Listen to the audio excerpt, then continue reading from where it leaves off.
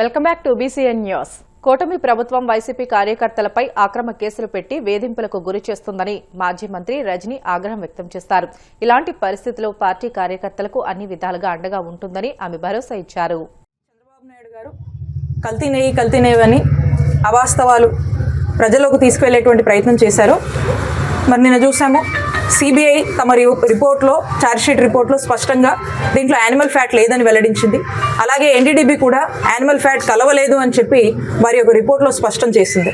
నిజం గెలిచింది అని చెప్పేసి ఏదైతే చంద్రబాబు నాయుడు గారు ఒక ముఖ్యమంత్రి హోదాలో ఉండి కూడా చాలా క్యాజువల్గా కల్తీ నెయ్యి అని చెప్పి ప్రజల్లోకి తీసుకెళ్లే ప్రయత్నం చేశారో ఈ రిపోర్ట్స్ స్పష్టం చేస్తూ ఉన్నాయి, ఎక్కడ కూడా జంతు కొవ్వు కలవలేదు అని. కాబట్టి మేము మా చిల్లూరుపేటలో ఉన్నటువంటి నియోజకవర్గ ప్రజలందరూ ఇక్కడ ఉన్నటువంటి మా నాయకులము నిజం స్పష్టమైంది, ఆ దేవుడు ఉన్నాడు అని చెప్పేసి మేము వెంకటేశ్వర స్వామి గుడి బోయపాలెంలో ఆ గుడికి వెళ్ళి అక్కడ పూజలు నిర్వహించి దేవుణ్ణి ఆ వెంకన్న స్వామిని ఇప్పటికైనా చంద్రబాబు నాయుడు గారికి మంచి బుద్ధి ప్రసాదించాలి, ఇలాంటి అవాస్తవాలు తప్పుడు ప్రచారాలు దేవుణ్ణి కూడా తమ స్వార్థ రాజకీయాలకు వాడుకోవద్దు, దేవుడంటే భక్తి భయం అనేది ఉండాలి, చంద్రబాబు నాయుడు గారికి ఆ వెంకన్న స్వామి ఖచ్చితంగా కూడా దీని ప్రతిఫలం చూపించాలని చెప్పి మేము కోరుతూ మేము మా పూజలన్నీ కూడా కంప్లీట్ చేసుకొని బయటకు వచ్చాం. అక్కడ బయటకు వచ్చేంత లోపు మేము మా నాయకులందరూ వస్తుంటే అక్కడ కొంతమంది గ్యాదర్ అయ్యి ఏదో అరుస్తూ ఉన్నారు, ఏవో స్లోగన్స్ ఇస్తూ ఉన్నారు.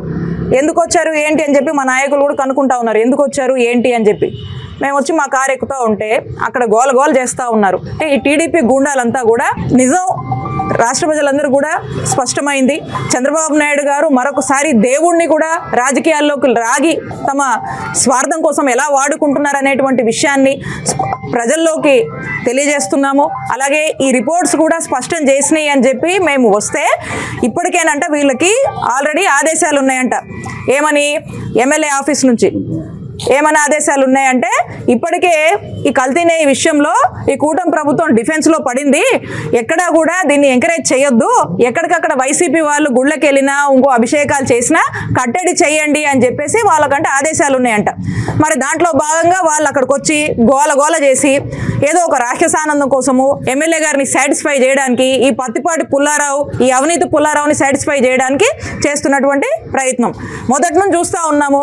ఈ కూటమి ప్రభుత్వం అధికారంలో వచ్చిన దగ్గర నుంచి కూడా ఈ పత్తిపాటి పుల్లారావు పని ఏంటంటే వైసీపీ వాళ్ళని వెంటాడము, కేసులు పెట్టడము, ఎందుకంటే ఇక్కడ యాక్టివ్గా ఉండొద్దు, ఇక్కడ పని చేయొద్దు, ఈ నియోజకవర్గంలో తిరగొద్దు అనేటువంటి ఒక టార్గెట్ పెట్టుకొని మరి వైసీపీ వాళ్ళని వెంబడిస్తూ ఉన్నారు. ఈరోజు ఈ గూండాలని కూడా మా మీదకి పంపి మేము ప్రశాంతంగా గుడికి వెళ్ళి పూజలు నిర్వహించి ఆ దేవుడు ఉన్నాడు, ఆ వెంకటేశ్వర స్వామి చంద్రబాబు నాయుడు గారికి బుద్ధి చెప్పాలి.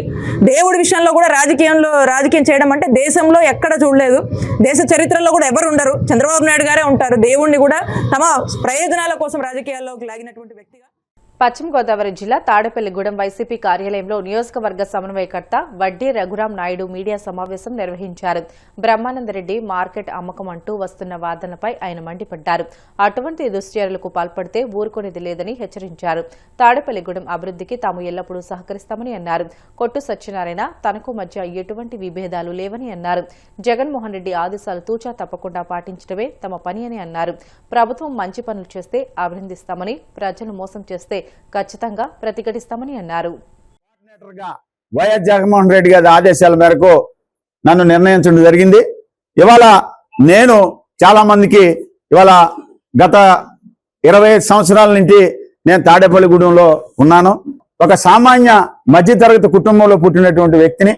నా తండ్రి ఒక స్కూల్ హెడ్ మాస్టర్గా ప్రారంభించి ఒక డైరెక్టర్గా రిటైర్ అయినటువంటి ఎడ్యుకేషన్ డిపార్ట్మెంట్లో ఒక నేపథ్యం నాది. నేను ఈ రాజకీయాల పట్ల ఆకర్షితుడై రాజకీయం ద్వారాగా ఏదో సేవ చేయాలి. ఆ సేవ అనేది కొంచెం ఒక అధికారులతో మాట్లాడాలన్నా, ఒక పొలిటికల్ ఇన్ఫ్లుయెన్స్ ఉన్నప్పుడే ఒక పేదవాడికి మనం సహాయం చేయగలం అనే ఉద్దేశంతో రాజశేఖర రెడ్డి గారితో అప్పటి మాజీ మంత్రి వట్టి వసంత్ కుమార్ గారికి నాకు ఉన్నటువంటి రిలేషన్ కానీ సత్సంబంధాల ద్వారాగా నేను ఈ పార్టీలో జరగటం జరిగింది. అలాగే 2012 నుంచి ఆ రోజు కాంగ్రెస్ పార్టీ ఉండవల్లి అరుణ్ కుమార్ గారు రాజమండ్రి ఎంపీ గారు ద్వారాగా నేను all India handloom development board member ఉందో అది 4 సంవత్సరాలు చేయటం జరిగింది. తర్వాత వైఎస్ జగన్మోహన్ రెడ్డి గారు ఆక్వాకల్చర్ డెవలప్మెంట్ అథారిటీ దానికి చైర్మన్ గా వైఎస్ జగన్మోహన్ రెడ్డి గారు ఉంటే వైస్ చైర్మన్ గా నాకు ఇచ్చి కేబినెట్ మంత్రి హోదా నాకు ఇవ్వటం జరిగింది. ఇలాగా నేను తాడేపల్లిగూడెం నియోజకవర్గం వచ్చిన తర్వాత నాకు చేతనైనటువంటి కార్యక్రమాలు సమాజంలో గుళ్ళని చర్చిలని ఏ కార్యక్రమం ఉన్నా కార్యకర్తను ఆదుకునే కార్యక్రమాన్ని నేను చేశాను. ఇవాళ గతంలో వైఎస్ రాజశేఖర రెడ్డి గారు ఉన్నప్పుడు ఈ ప్రాంతానికి అప్పటి ఎవరైతే ఎమ్మెల్యేగా కొట్టి సత్యనారాయణ గారు ఉన్నారో ఆయన చేయవలసిన కార్యక్రమాలు ఆ రోజు వైఎస్ రాజశేఖర రెడ్డి గారి యొక్క సూచనల మేరకు ఈ నియోజకవర్గం అభివృద్ధి పదంలో నడవడం జరిగింది. పెద్దలు పూజ్యులు పిఎస్సి నెంబరు కొట్టి సత్యనారాయణ గారి దగ్గరికి వెళ్ళడం జరిగింది. కొట్టి సత్యనారాయణ గారిని ఆహ్వానించడం జరిగింది. ఆహ్వానించి మేము వచ్చాం. మా మధ్యన ఎటువంటి విభేదాలు లేవు. ఆయనైనా నేనైనా వైఎస్ఆర్సీపీ కార్యకర్తమే. మేము నాయకులు కాదు. నాయకులు కార్యకర్తలు. మేము నాయకులు కాదు. కార్యకర్తల మీద నాయకులు ఎక్కడి నుంచి వచ్చాడు? వైఎస్ఆర్ కాంగ్రెస్ పార్టీ మనుషులు, పార్టీ కార్యకర్తలు, జగన్మోహన్ రెడ్డి గారి మనుషులు. కాబట్టి మా మధ్యన విభేదాలు లేవు. కోనసీమ తిరుమలగా వర్ధిల్లుతున్న వాడపల్లి శ్రీ వెంకటేశ్వర స్వామి ఆలయం భక్తులతో కిటకిటలాడుతుంది. శనివారం స్వామికి ప్రీతికరమైన రోజు సందర్భంగా ఆలయంలో ప్రత్యేక పూజలు నిర్వహించారు. స్వామివారి దర్శనానికి వచ్చిన భక్తులకు ఎలాంటి ఇబ్బందులు తలెత్తకుండా ప్రత్యేక ఏర్పాట్లు చేసినట్లు ఆలయ అధికారులు తెలిపారు. భక్తులు అధిక సంఖ్యలో హాజరై స్వామిని దర్శించుకుని మొక్కులు చెల్లించుకున్నారు.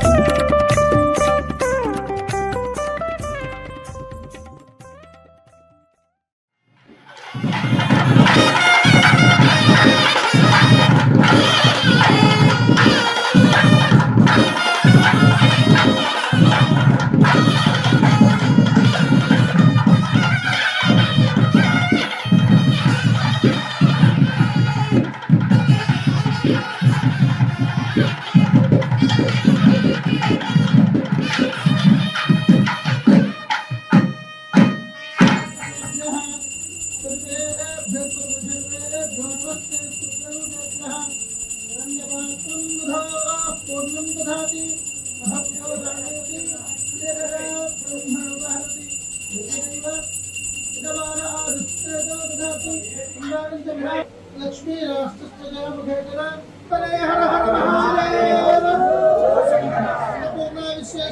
స్వామివారికి గోవిందా.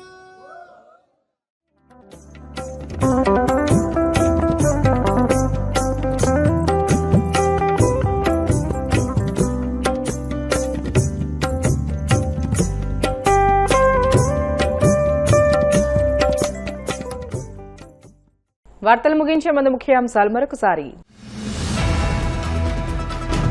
కుప్పం అగస్త్య విద్యాచల్ అకాడమీ ఆడిటోరియంలో విద్యార్థులతో సమావేశమైన సీఎం చంద్రబాబు వినూత్నంగా ఆలోచించినప్పుడే అభివృద్ధి సాధ్యమవుతుందని వెల్లడి. కాకినాడ జేఎన్టీయూలో విద్యార్థులతో మంత్రి నారా లోకేష్ ముఖాముఖి కార్యక్రమం. అన్ని రంగాల్లో ఏపీని నెంబర్ 1 గా నిలపడమే లక్ష్యమని స్పష్టీకరణ. విశాఖ జీవీఎంసీ ధర్నా చౌక్ వద్ద వైసీపీ నిరసనలు. గీతం యూనివర్సిటీ భూదోపిడిని అరికట్టాలని నినాదాలు. ప్రజల ఆస్తులను కాపాడమే తమ లక్ష్యమన్న బొత్స.